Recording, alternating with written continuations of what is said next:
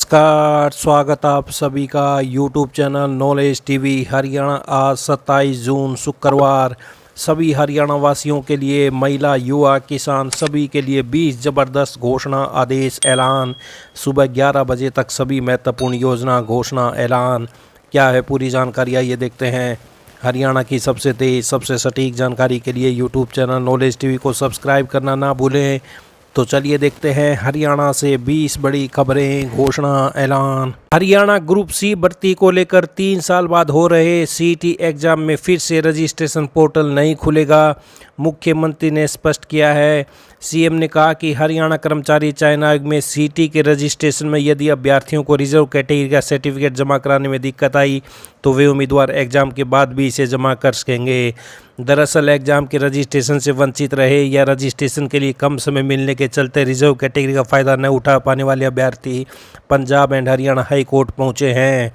तो हरियाणा में CET registration portal नहीं खुलेगा, सर्टिफिकेट के लिए टाइम देंगे। हाई कोर्ट पहुंच चुका है मामला, तो हाई कोर्ट में लिस्ट हो चुका है। संभावना है कि 2 या 3 जुलाई को हाई कोर्ट में इस मामले में पहली सुनवाई हो। याचिका दायर कर आग्रह किया गया है कि हरियाणा ग्रुप सी के सीईटी रजिस्ट्रेशन के लिए पोर्टल दोबारा चालू किया जाए। साथ ही जिन्होंने रजिस्ट्रेशन कर लिया है उन्हें ठीक करने के लिए, एडिट करने के लिए भी समय दिया जाए। यदि हाई कोर्ट इन याचिकाओं पर सुनवाई करते हुए कोई फैसला लेता है तो एग्जाम में देरी हो सकती है। फिलहाल एग्जाम जुलाई में कराने की तैयारी है। हरियाणा में अब न्यूनतम शैक्षणिक योग्यता पूरी करने वाले युवा ही सीईटी में शामिल हो सकेंगे। मंत्रिमंडल ने तृतीय श्रेणी और चतुर्थ श्रेणी ग्रुप सी और डी पदों पर भर्ती संबंधी नियमों में संशोधन को मंजूरी दी है।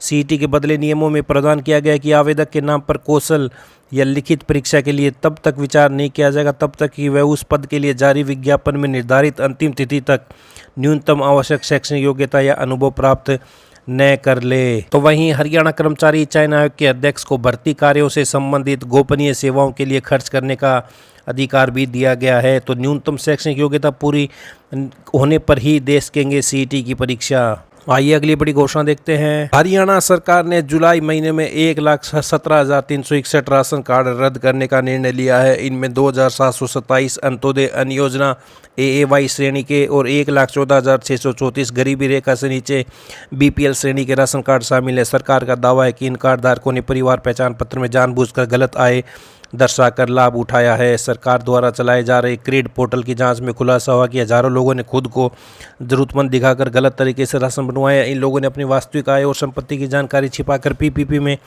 कम वार्षिक आय दर्ज कराई ताकि वे AAY और BPL कार्ड धारक की श्रेणी में आ सकें। तो वहीं राशन कार्ड रद्द करने की प्रक्रिया में बड़ी समस्या सामने आ रही है, गलत मैपिंग। कई ऐसे वास्तविक गरीब जिनके पास कोई वाहन नहीं है, वे मेहनत मजदूरी कर जीवन यापन कर रहे हैं, लेकिन उनके PPP में कार, कोठी, दूसरी संपत्तियों की जानकारी दर्ज हो गई है। नतीजतन वास्तविक पात्र लोग भी अपात्र घोषित किए गए हैं। तो गलत मैपिंग से हकदार भी हो रहे हैं प्रभावित। सरकार की दलील, हर केस की हो रही है जांच। यदि किसी को अपात्र पाया जाता है तो उसका नाम विभागीय वेबसाइट पर प्रकाशित कर दिया जाता है। इस प्रक्रिया में लगभग 2 महीने तक का समय लग सकता है। यदि किसी कार्डधारक को लगता है कि उसका कार्ड गलत तरीके से रद्द किया गया तो ऐसी शिकायत दर्ज पुनर्विचार की मांग कर सकता है। तो ये बड़ी अपडेट आई। अगली बड़ी घोषणा देखते हैं। हरियाणा में भू मालिक और किसान अब विकास परियोजनाओं के लिए टुकड़े में अपनी जमीन सरकार को बेच सकेंगे। यह जमीन के मालिक की मर्जी होगी कि वह अपने हिस्से को आंशिक रूप से बेचे या पूर्ण रूप से। इतना ही नहीं, प्रस्तावित भूमि तक 5 कदम का पहुंच मार्ग अप्रोच रोड भी दिया जाएगा। मुख्यमंत्री की अध्यक्षता में बैठक में 8 साल पुरानी नीति की जगह नई भूमि खरीद नीति लागू करने की मंजूरी दी गई है। इससे सरकारी विभागों और बोर्ड निगमों तथा सरकारी कंपनियों को जमीन आसानी से उपलब्ध हो सकेगी। वहीं भू मालिकों को भी उपयुक्त खरीदार नहीं होने पर मजबूरी में अपनी भूमि कम दामों पर नहीं बेचनी पड़ेगी। जरूरत पड़ने पर भूमि मालिक ऑनलाइन पोर्टल पर सरकार को अपनी भूमि बेचने की पेशकश करके उसका अधिकतम मूल्य प्राप्त कर सकते हैं। हालांकि बेची जाने वाली भूमि कभी भी सामलादेह या मुश्तरका मालिकाना की श्रेणी में नहीं होनी चाहिए। नाबालिग, मंदबुद्धि अथवा मानसिक रूप से अस्वस्थ व्यक्तियों के मामलों में न्यायालय की विधिवत स्वीकृति लेनी होगी। भूमि की कीमत उपायुक्त तय करेंगे। बिचौलियों, एग्रीगेटर को कुल लेन देन का 1% कमीशन दिया जाएगा जो 2 किस्तों में होगा। आधा कमीशन रजिस्ट्री होने तथा शेष कमीशन म्यूटेशन स्वीकृत होने तथा कब्जा सौंपे जाने के बाद दिया जाएगा। परियोजना की कुल संभावित भूमि का कम से कम 70% अपलोड करने वाले एग्रीगेटर को 1,000 से लेकर 3,000 रुपये प्रति एकड़ तक कमीशन मिलेगा। यदि भूमि कलेक्टर दर पर उपलब्ध कराई जाती है तो 3,000 रुपये प्रति एकड़ कलेक्टर रेट से अधिकतम 20% दर पर 2,000 रुपये प्रति एकड़ और इससे भी अधिक दर पर भूमि दिलाने पर 1,000 रुपये प्रति एकड़ की दर से कमीशन दिया जाएगा। तो परियोजनाओं के लिए टुकड़ों में अपनी जमीन बेच सकेंगे किसान। प्रदेश की नई भूमि खरीद नीति को मंत्रिमंडल की मंजूरी। आइए अगली बड़ी घोषणा देखते हैं। ग्रुप डी के 7,500 से ज्यादा पदों पर जल्द होगी चयनितों की ज्वाइनिंग। ग्रुप सी का सीटी भी जल्द आयोजित किया जाएगा। तो वहीं ग्रुप सी कर्मचारियों की भर्ती का संशोधित परिणाम रुका। 14 जून को जारी हुआ था परिणाम। प्रभावित कर्मियों ने दी चुनौती। पंजाब एवं हरियाणा हाईकोर्ट ने हरियाणा कर्मचारी चयन आयोग की ओर से 14 जून को जारी ग्रुप सी के संशोधित परिणाम पर रोक लगा दी है। साथ ही हाईकोर्ट ने इसे चुनौती देने वाले प्रभावित कर्मचारियों को याचिका पर हरियाणा सरकार सहित आयोग को नोटिस जारी किया है। तो ये बड़ी अपडेट। आइए अगली बड़ी घोषणा देखते हैं। पिछड़े व अनुसूचित जाति के जो अभ्यर्थी सरल पोर्टल तकनीकी कर्मियों के कारण प्रमाण पत्र जमा नहीं कर पाए उनको सुधार का एक और मौका दिया जाएगा।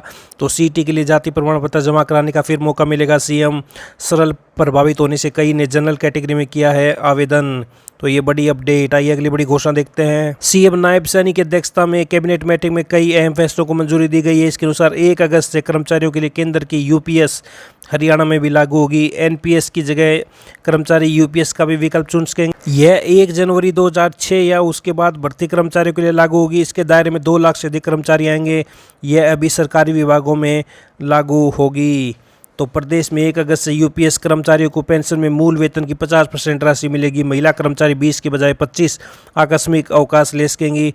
अब कर्मचारी की मृत्यु पर परिवार को 1 के बजाय 2 लाख का आवास भत्ता। तो ये बड़ी घोषणाएं। आइए अगली बड़ी घोषणा देखते हैं। 2 पहिया वाहनों पर टोल टैक्स लगाने की खबरें वायरल होने लगी। हालांकि केंद्रीय सड़क परिवहन एवं राजमार्ग मंत्री ने इस पर सफाई देते हुए इन खबरों को गलत बताया। उनका कहना है कि ये खबरें भ्रामक और पूरी तरह से गलत हैं। 2 पहिया वाहन के टोल पर पूरी तरह से छूट जारी रहेगी। तो केंद्रीय मंत्री ने स्पष्ट किया 2 पहिया वाहन के टोल पर पूरी तरह से छूट जारी रहेगी। तो ये बड़ी अपडेट। ऐसा कोई प्रस्ताव विचाराधीन नहीं है। एनएचएआई ने कहा टोल का ऐसा कोई प्रस्ताव विचाराधीन नहीं है। ये अगली बड़ी घोषणा देखते हैं। पूर्व विधायक हर महीने ले सकेंगे 10,000 रुपये यात्रा भत्ता। हरियाणा में अब सभी पूर्व विधायक हर महीने 10,000 रुपये का विशेष यात्रा भत्ता ले सकेंगे।